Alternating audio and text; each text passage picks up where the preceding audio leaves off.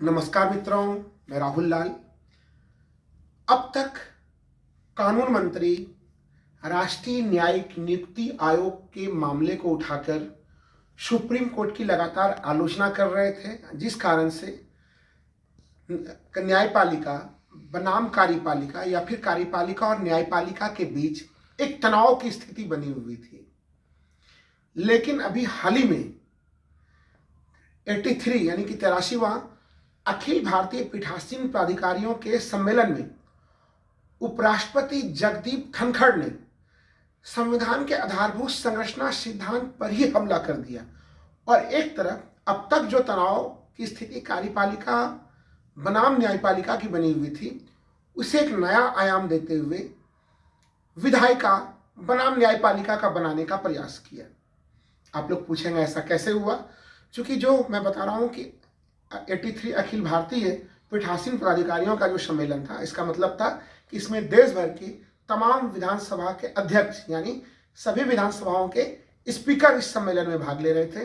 साथ ही साथ इसमें लोकसभा के अध्यक्ष भाग ले रहे थे और राज्यसभा के सभापति यानी जो उपराष्ट्रपति महोदय, वो राज्यसभा के पदेन जो है वो सभापति होते हैं, तो वो राज्यसभा के सभापति के रूप में वो भी भाग ले रहे थे। तो ये जो मेरे हाथ में आप लोग देख रहे हैं, ये है भारत का संविधान। तो उन्होंने इस संविधान के यानी कि हमारे उपराष्ट्रपति जगदीप धनखड़ जी ने इस संविधान के आधारभूत तत्व के ऊपर ही कहीं न कहीं उन्होंने हमला किया है। देखिए, सुप्रीम कोर्ट की आलोचना, हमारे यहाँ पे अभिव्यक्ति की आज़ादी है, उसके ऊपर आप सुप्रीम कोर्ट की आलोचना कर रहे हैं, वहाँ तक तो चीज़ें सामान्य हैं। लेकिन इस संविधान के मूलभूत तत्व के ऊपर हमला, एक तरह से इसे कैसे स्वीकार किया जाए, ये बड़ा ही कठिन सा चीज़ है। थोड़ा हम लोग इसे समझने का प्रयास करते हैं। अगर हम लोग देखें तो ये भारतीय संविधान है। भारतीय संविधान का एक है अनुच्छेद 368, आर्टिकल 368। वह संसद को भारतीय संविधान में संशोधन करने की शक्ति प्रदान करता है, यानी भारतीय संविधान में अगर कोई संशोधन करना है तो वो संसद उसमें कर सकती है। इसको लेके जो ऐतिहासिक स्थितियां रही हैं, मैं उसका तो वर्णन करूंगा, लेकिन आखिर जब हमारे संविधान निर्माता हमारे संविधान को बना रहे थे तो उनके मन में क्या चल रहा था? क्योंकि अगर हम लोग किसी सैद्धांतिक संवैधानिक व्याख्याओं में अगर फंसते हैं तो उसका निवारण कहाँ से होता है? उसका निवारण संविधान सभा के बैठकों से होता है, उनके इच्छाओं से होता है। क्योंकि हमारा संविधान अचानक से नहीं उत्पन्न हुआ है, किसी व्यक्ति विशेष के द्वारा बनाया हुआ नहीं है। निर्वाचित संविधान सभा द्वारा एक निर्मित हमारा संविधान है। जब हमारे संविधान का निर्माण हो रहा था, हमारे संविधान निर्माताओं के समक्ष दो मॉडल थे। प्रथम मॉडल था जिसका कि जहां से हम लोगों ने पार्लियामेंट्री डेमोक्रेसी को लिया, संसदीय लोकतंत्र को लिया, वो ब्रिटेन का था। ब्रिटेन में पार्लियामेंट्री डेमोक्रेसी तो है ही मित्रों, लेकिन साथ ही साथ पार्लियामेंट्री सुपरमेसी भी है, यानी संसदीय संप्रभुता की भी स्थिति है ब्रिटेन में उपलब्ध। अगर वहां पे 12 बजे अर्धरात्रि को वहां का पार्लियामेंट 12 बजे दोपहर घोषित कर दे तो इसमें कोई अतिशयोक्ति नहीं, मान लिया जाएगा उसे। तो एक तो ये मॉडल था उनके सामने में। आप कहेंगे दूसरा मॉडल क्या था हमारे संविधान निर्माताओं के समक्ष? पार्लियामेंट्री सुपरमेसी के साथ साथ जुडिशियल सुपरमेसी यानी कि न्यायिक सर्वोच्चता की स्थिति वाला भी एक मॉडल था। वह मॉडल था अमेरिकी सुप्रीम कोर्ट का मॉडल, जहाँ पे कि अमेरिकी सुप्रीम कोर्ट को इतनी ज़्यादा शक्तियाँ प्रदान कर दी गई हैं कि वो प्रत्येक फ्राइडे को पूरा संविधान ही बदल देते हैं। तो ये दोनों अतिशय वाले स्थिति में थे, यानी कि ब्रिटेन में जो संसदीय सर्वोच्चता की स्थिति थी वो भी एक अति के जगह पे था, और जो अमेरिका में न्यायिक सर्वोच्चता की स्थिति थी वो भी एक अति वाले पॉइंट पे था। अब हमारे उपराष्ट्रपति महोदय जगदीप धनखड़ क्या कहते हैं? जगदीप धनखड़ जी कहते हैं कि लोकतंत्र के लिए बड़ा आवश्यक है कि संसदीय सर्वोच्चता की स्थिति बनी रहे। तो फिर जगदीप धनखड़ जी से, जो उपराष्ट्रपति महोदय से, फिर ये सवाल बनता है माननीय उपराष्ट्रपति महोदय से कि माननीय उपराष्ट्रपति महोदय, हम लोग ब्रिटेन में नहीं हैं, भारत में, और भारतीय संविधान ने किसी भी रूप में पार्लियामेंट्री सुपरमेसी को नहीं अपनाया है। और विशेषकर 24 अप्रैल 1973 को जब देश के सबसे बड़े संविधान पीठ ने, सुप्रीम कोर्ट के संविधान पीठ ने एक सबसे आधारभूत संरचना का सिद्धांत केशवानंद भारती केस में घोषित कर दिया, तब तो फिर इस प्रकार के किसी बात की स्थिति बची ही नहीं। तो कहने का मेरा आशय ये है कि भारत में हमारे संविधान निर्माताओं ने बिल्कुल एक संतुलन की स्थिति बनाई, चेक एंड बैलेंस की स्थिति बनाई, दूसरे किसी जैसे अति की स्थिति ना हो, उस पॉइंट पे बोले। हालांकि अगर हम लोग ऐतिहासिक संदर्भ में देखें, जब देश आजाद हुआ तो ये जो संतुलन की स्थिति जो सुप्रीम कोर्ट ने घोषित तौर पे बनाई, वो एक दिन में नहीं बना, वो परिस्थितियां भी एक दिन में नहीं आई। देश आजाद होता है, सबसे पहला केस अगर हम लोग देखते हैं, शंकरी प्रसाद केस आता है 1951 का, शंकरी प्रसाद केस। उस केस में एक तरह से सुप्रीम कोर्ट ये मानता है कि संसद को संविधान में संशोधन करने की अनन्य शक्ति है, 51 के शंकरी प्रसाद केस में। फिर अगर देखें तो सुप्रीम कोर्ट इसी रास्ते पे 65 में भी चलता है, जब supreme court Sajjan Singh case के मामले में भी कहता है कि हाँ, पार्लियामेंट को संसद में किसी भी हद तक संशोधन करने की शक्ति उपलब्ध है। लेकिन 65 के 2 वर्ष बाद 1967 में गोलकनाथ केस का एक महत्वपूर्ण मामला आता है और उसमें सुप्रीम कोर्ट कहती है, ध्यान रहे ये सारे छोटे छोटे खंडपीठ थे, कि संसद को संविधान में संशोधन करने की शक्ति तो है, लेकिन वो फंडामेंटल राइट में संशोधन नहीं कर सकती। ये गोलकनाथ केस 1967 में कहा गया।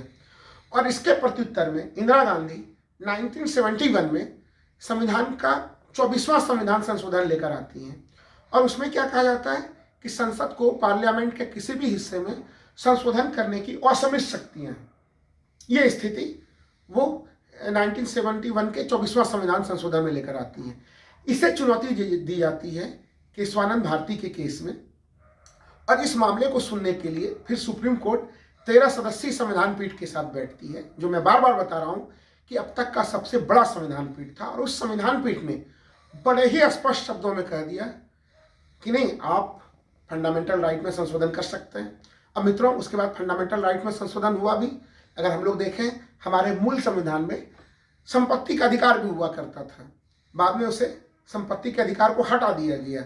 तो वो जो केस गोलकनाथ केस में जो स्थिति थी, उस स्थिति को तो समाप्त कर दिया गया। लेकिन सुप्रीम कोर्ट ने कहा कि नहीं, यानी कि 24 अप्रैल 1973 को जो सुप्रीम कोर्ट ने एक सिद्धांत दिया कि हमारे संविधान के कुछ आधारभूत तत्व हैं, उसमें संशोधन करने की संसद की कोई शक्ति नहीं है, यानी वो कभी भी संशोधित नहीं हो सकते।